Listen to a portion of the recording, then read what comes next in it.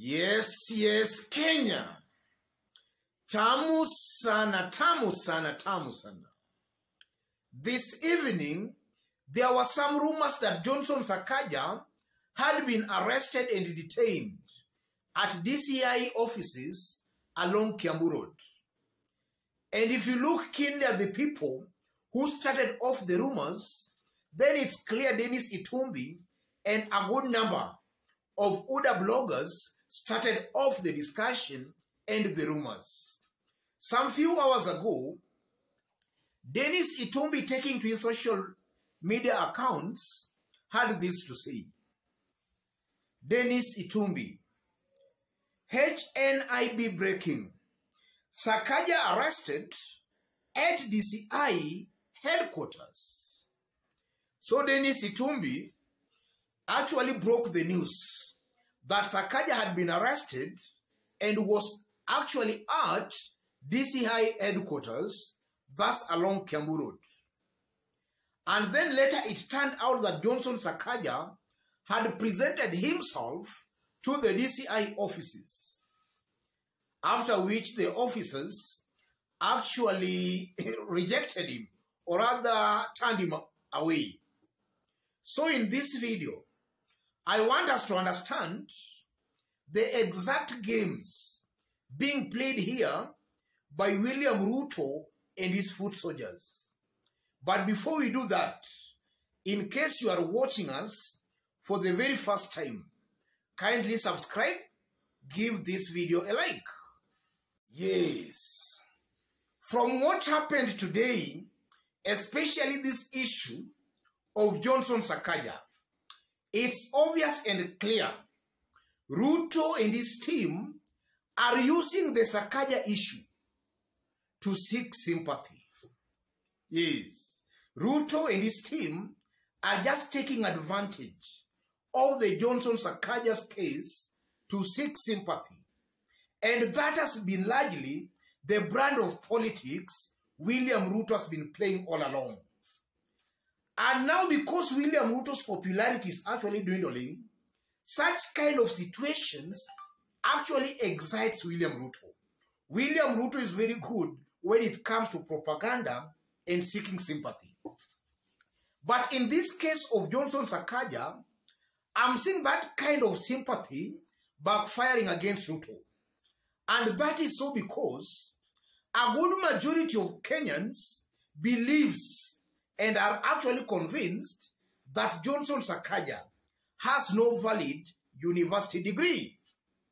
And I'm saying that because Johnson Sakaja himself is on record stating he has never left the country for any studies abroad.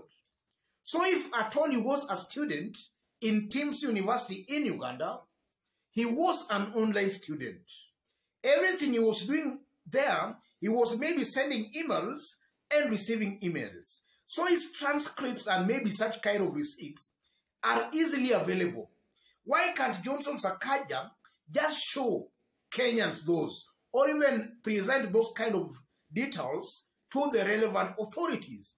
Why is he just complaining in public? The mere fact that Johnson Sakaja has not been able to show or even to prove that is an indication this person was not a student. Johnson Sakaja, because he knew he was going to contest as a governor and the requirement was for him to have a university degree, he thought late in the day maybe to forge some university certificate through Tim's University in Uganda. I'm seeing that kind of a situation. So on this, I tend to believe William Ruto and his Kenya Kwanza Brigade, are just being exposed as criminals, crooks, people who want to use shortcuts to get what they want politically.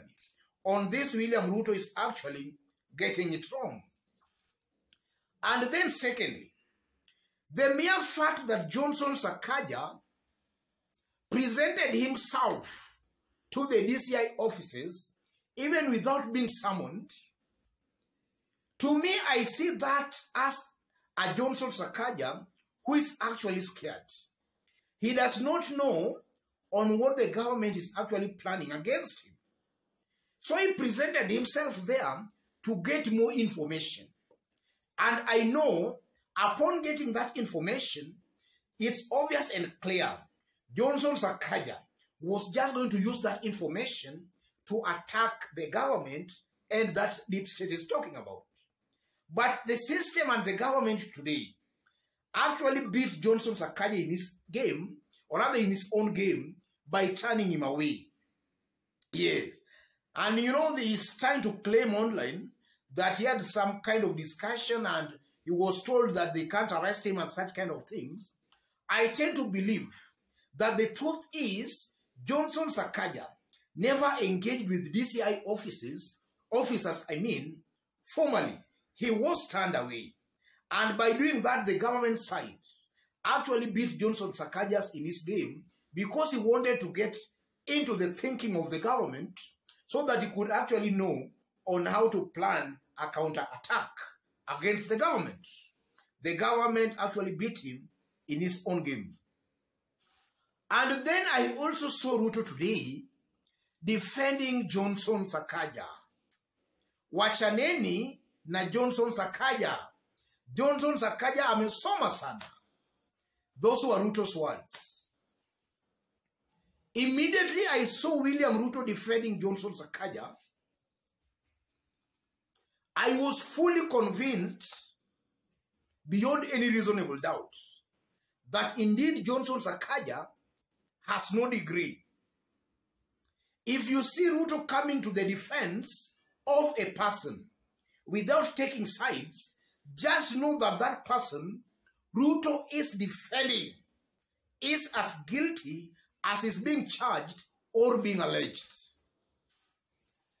Some years back, we saw Ruto defending Anne Waiguru. We saw Ruto also defending Aror and Kimware Dam scandals. In all the cases, it later turned out that there was corruption cases involved in those areas Ruto was defending. And also some years back, we saw Ruto saying, Achaneni na Matiang'i. He's now crying foul about Matiang'i. And today he was saying, Achaneni na Sakaja. I'm seeing William Ruto in the coming months going to be forced to swallow his own words. Because I'm seeing Johnson Sakaja, as time goes by, as truth gets exposed, I know in the fullness of time, Johnson Sakaja will be exposed as a person who indeed forged his team's university certificate. I know in the fullness of time that will be established. Ruto will be forced to eat, or rather swallow his own words. Sakaja amesoma sana. Yes. And also from that incident again, I'm seeing clearly a team of UDA who are actually being exposed again as just a team that is not fit to hold any public office in Kenya. Ruto is not fit to hold a public office in Kenya. Same to Rigathi Gachagua. And now we are seeing Sakaja and then Malala also sometimes back. All these things are clear proofs to Kenyans that this is a team that is not fit. They don't meet the threshold of leadership and integrity of our constitution, rather in the chapter 6 of our constitution.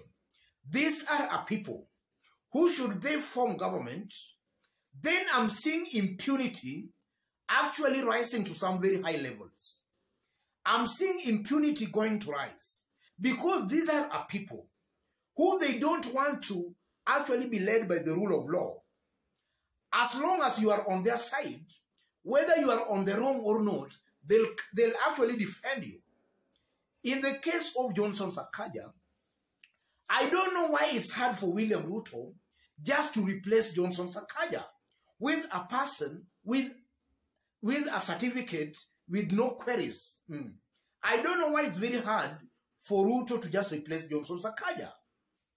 I'm seeing William Ruto too has got some affinity of some kind of queer characters. Something similar to what we saw when he appointed Rigathi Gachagua as his running mate, while he had the best chance of picking a candidate who was seen as was going to add some credibility or rather some level of integrity onto his ticket, onto his presidential ticket. But he opted for a corrupt Rigathi Gachagua. So I'm also seeing a William Ruto who has got a very high affinity for people of questionable characters. Let me leave it there for today, guys. In case you are watching us for the very first time, subscribe, give this video a like. And to our fans and subscribers here, God bless you, God bless Kenya. Tamu sana, yes, tamu sana.